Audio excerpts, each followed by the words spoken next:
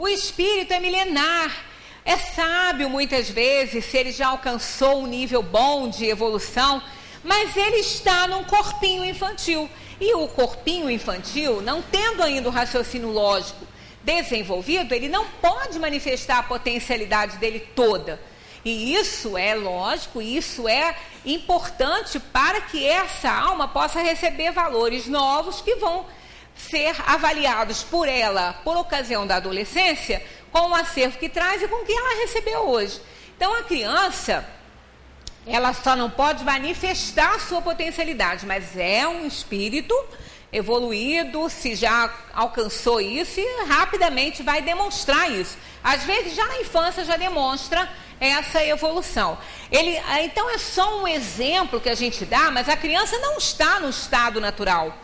Ela não está nesse estado, ela apenas, temporariamente, por imposição da organização física, ela fica nesse estado natural até que ela tenha a sua organização desenvolvida para que ela possa se manifestar. Então, a alma ali, ela não está no estado natural.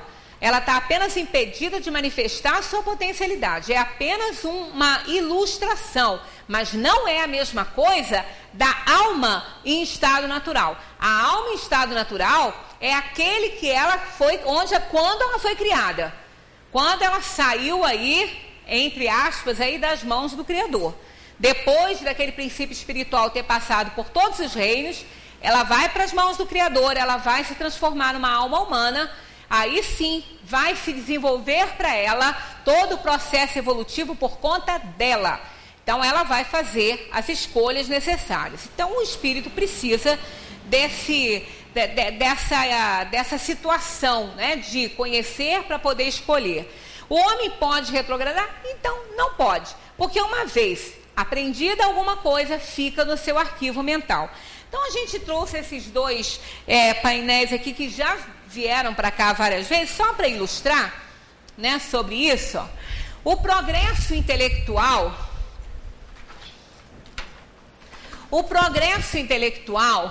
leva ao progresso moral, porque aqui é a evolução natural do ser. Você vai aprendendo, vai se desenvolvendo. Né? Esse progresso intelectual, ele acontece independentemente da nossa vontade. A convivência, nós saímos da lei de sociedade semana passada, né, com a sociedade principal, que é a família. Então, a gente saiu desse grupo familiar e viu que ali, com a convivência com o semelhante, nós vamos aprendendo, nós vamos crescendo.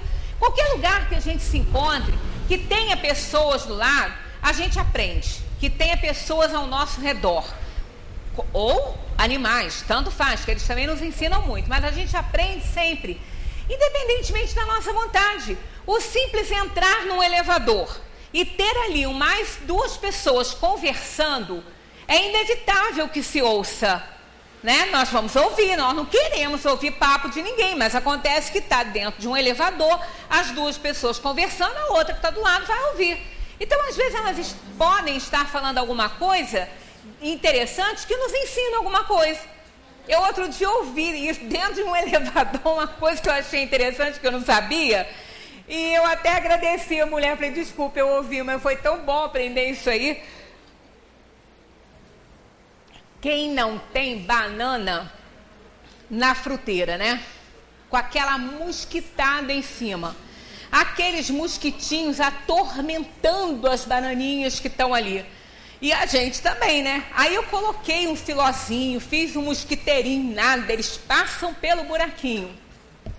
Aí uma estava conversando com a outra e falou para botar limão na fruteira. De preferência cortar umzinho e botar lá. Realmente dá certo. Tem uns mais abusados que vão insistir, mas a maioria não vai.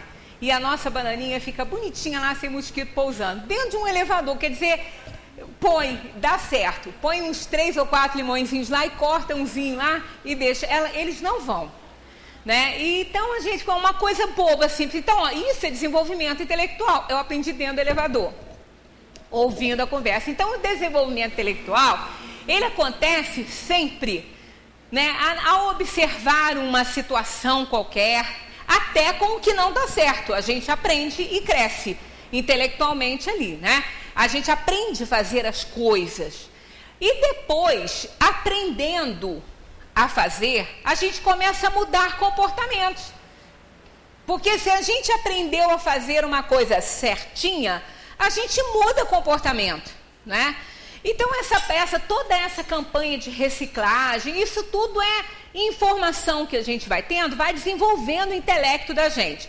O que eu posso fazer para desenvolver determinada coisa, utilizar, né, um material reciclável? Quer dizer, a gente está desenvolvendo. E depois vem o desenvolvimento moral. Sabendo que aquilo pode ser aplicado, que aquilo pode ser reciclado, a gente já não joga mais fora, já não joga no lixo, já não joga no rio. Então é um exemplo muito bobinho, muito assim primário, mas serve para a gente ver.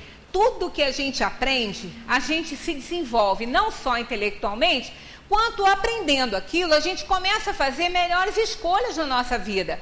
Mudar nosso comportamento, aplicar as coisas diferentes, né? Porque isso é o que marca o progresso da alma. Assim, é necessário conhecer para poder escolher.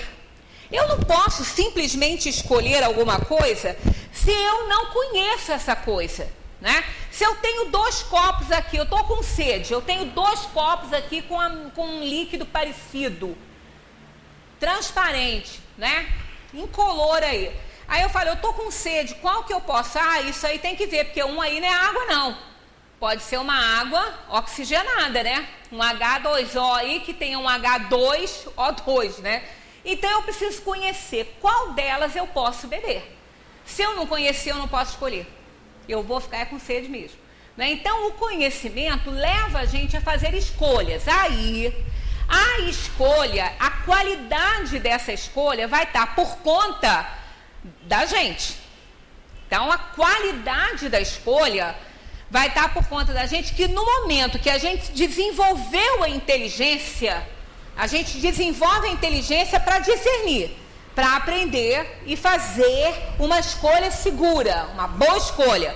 Então a inteligência desenvolve o livre-arbítrio. Por isso que os animais, eles não têm livre-arbítrio, porque a inteligência deles é limitada à sobrevivência deles. Eles têm inteligência e têm até raciocínio, mas é limitado para a sobrevivência. Mas no ser humano a inteligência ela não vai suprir o instinto. Não vai. Nós vamos ter momentos na nossa vida que o instinto é que vai decidir. A inteligência não vai ter tempo. Ou muitas vezes, ainda que tenha, o instinto às vezes fala mais forte, porque é natural em nós. E ele supre as necessidades da inteligência. Mas a inteligência proporciona o desenvolvimento do livre-arbítrio.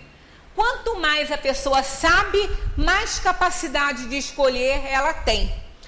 E essa capacidade de escolha aumenta a responsabilidade sobre os atos dela.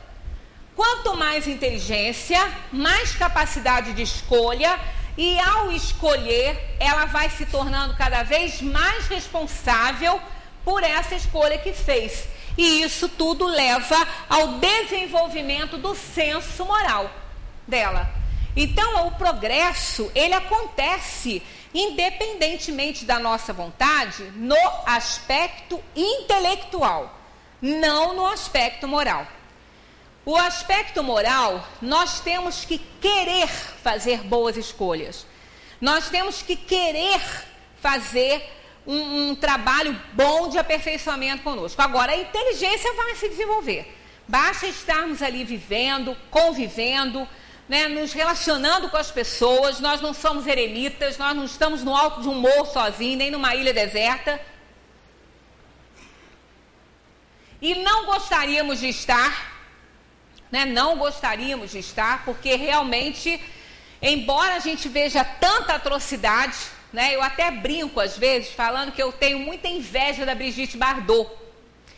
Não da inveja da Brigitte Bardot no tempo que ela era linda, bela e celebridade. Daquele tempo eu não tenho não, mas do tempo de hoje eu tenho. Ela mora numa fazenda cercada de cachorro, tem 35 eu acho. Aí eu falei, ela não vai ter aborrecimentos com instituições, com não sei mais o que, né? Mas não é verdade, isso não traz felicidade. Porque a gente viu na lei de sociedade que a gente precisa do ser igual para a gente poder se desenvolver. Por mais que a gente observe o reino dos animais, o reino dos vegetais e aprenda com eles, porque ali não há erro, né? Jamais um animal faria o que aquela criatura fez naquela escola, né? Jamais um animal faria isso, nunca. Por quê? Porque ele é guiado por instinto, puramente por instinto. Ele não tem raciocínio a não ser para preservar a sua sobrevivência. Então jamais um animal faria uma coisa daquela, né? Não faria. Ele poderia, se ele fosse treinado para matar alguém, ele poderia fazer isso até com um ser humano, mas aí não é por ele. É o treinamento que ele recebeu, é diferente, né? Então, como às vezes a gente se horroriza, né, com as coisas que acontecem no nosso mundo, mas nós não temos que ficar surpresos com isso, não. Porque como a gente já viu aqui atrás, na lei do trabalho, né? Na lei do trabalho é aquele comentário de Kardec, que é um dos que eu mais gosto aqui, né, principalmente nessas leis morais, quando ele diz, quando se pensa na massa de indivíduos diariamente lançados na corrente da população, sem princípios, sem freios, entregues aos próprios instintos, deve-se admirar das consequências desastrosas desse fato? Então ele escreveu isso aqui lá em 1857, parece que foi para a gente hoje. Realmente não há de se admirar. Quando a gente vê a irresponsabilidade das pessoas, com elas mesmas, com o próprio grupo familiar, né, com os próprios amigos, com quem ela gosta, imaginemos o que ela não é capaz de fazer com quem ela nem se importa. Né, e com a falta de princípios morais, com a falta de educação.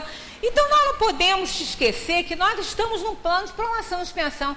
A Terra é inferior e nela estão espíritos inferiores, capazes de todas as atrocidades. Tem uma variedade de níveis evolutivos muito grande, né?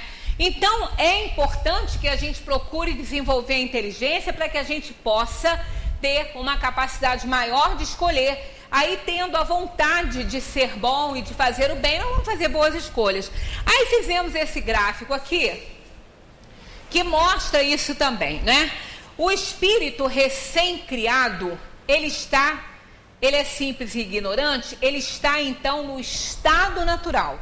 Aqui, espírito recém-criado, simples e ignorante, ele está no estado natural. O processo evolutivo dele vai acontecer quando ele entra em contato com a lei natural. Então, ele vai conhecer a lei natural. Mas não basta conhecer, ele tem que obedecer. Ele precisa obedecer essa lei natural para que ele possa evoluir. Ele conhece, então ele obedece, aí ele faz boas escolhas. Quando ele alcançar um equilíbrio entre o conhecimento e a obediência, ele vai alcançar o ideal de perfeição humana, que é o progresso completo com relação à Terra em que ele está vivendo, ao mundo em que ele está vivendo. O conhecimento, né, ele vai tendo através da inteligência. A obediência através da moralidade. Então, quando a inteligência for igual à moralidade, à moral, aí sim ele alcança esse ideal de perfeição humana. E como isso é alcançado? Através das reencarnações. Então, o espírito simples e ignorante começa o seu processo iniciando a encarnação no mundo primitivo e assim ele vai aprendendo as coisas. Tanto que no início as paixões são extremamente importantes para a alma, porque é elas que impulsionam o conhecimento. As dificuldades, as necessidades de sobrevivência vão dando à criatura oportunidade dela conhecer coisas que possam ajudá-la, que possam minimizar a sua dor, o seu sofrimento, não é? Que possam afastar um pouco, ou pelo menos adiar a morte, né? Porque ela vai aprendendo coisas. Então, o conhecimento, que é a lei natural, é a lei divina, conhecimento dessa lei vai dando oportunidade à alma de crescer nas várias encarnações. Então, nós não aprendemos, mas tem limite para a encarnação? Não, não tem. Né? Algumas religiões, algumas filosofias falam em 7 encarnações, né? Que a alma precisa de 7 encarnações.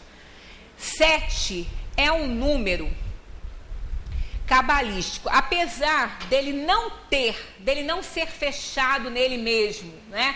Para ser uma representação do infinito, ele tem também essa representação, o 7. O 7, ele está presente em muitas coisas na nossa vida, as 7 cores do arco-íris, as 7 notas musicais, os 7 céus. Então, o 7 é figurativo. O 7, ele é apenas uma ilustração infinita. Quando perguntaram a Jesus quantas vezes ele devia perdoar para ele poder receber, né, ter o reino do céu, ele falou assim, 70 vezes 7. Ele botou o 7 aí, 70 vezes 7. Por que ele usou isso? Né? Porque o 7, ele tem um significado de infinito.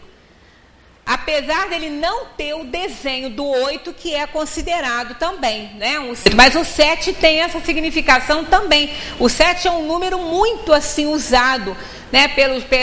Em todas as seitas e algumas filosofias esotéricas gostam muito do 7. Porque o 7, ele significa isso. Então, quando se fala 7 encarnações, não é que essa filosofia está limitando a reencarnação em 7 mesmo, não. É apenas uma simbologia de infinito. Quer dizer, o espírito vai precisar de tantas encarnações quantas forem necessárias para que ele possa evoluir.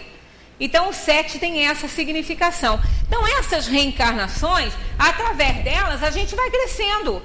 Né? Às vezes a gente fala assim, poxa vida, chega numa idade mais avançada e a gente vê para trás quantas coisas que a gente viveu, quantos erros que a gente cometeu, coisas boas também que a gente fez, não é? Depois de uma determinada idade, a gente começa a ficar mais reflexivo. Porque a gente está vendo que realmente a vida está passando. Não é? E quando a gente começa a sentir os efeitos no corpo físico, né? Aí a gente fala assim, eu acho que eu estou ficando velho, meu joelho dói, não consigo subir mais ali. Não é velhice isso, não. É realmente o peso dos anos, né? Às vezes uma atitude errada com o corpo, postura errada, né? Às vezes uma pessoa muito jovem tem dores que uma pessoa de mais idade não tem. Então é uma questão de postura, mas quando começa a aparecer coisa, né, a gente começa a falar, eu acho que eu estou ficando velha, é problema de junta tudo e joga fora, né? Mas o corpo parece que nos convida à reflexão. Né? Uma dorzinha aqui, uma dorzinha ali, a gente começa, acho que eu estou ficando velho realmente, né?